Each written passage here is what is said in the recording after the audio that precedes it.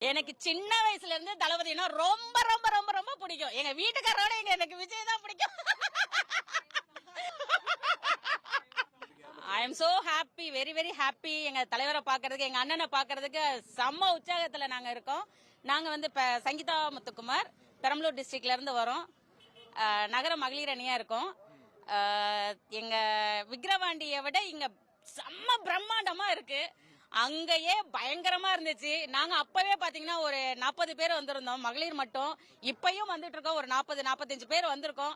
செம்ம உற்சாகமா இருக்கு. எங்க அண்ணன் என்ன கதை சொல்ல போறாருங்கிறதுக்கு. அதல்லாம 2026ல எங்க அண்ணனை சிஎம் ஆக்காம விடவே மாட்டோம். கண்டிப்பா சிஎம் ஆக்குவோம்.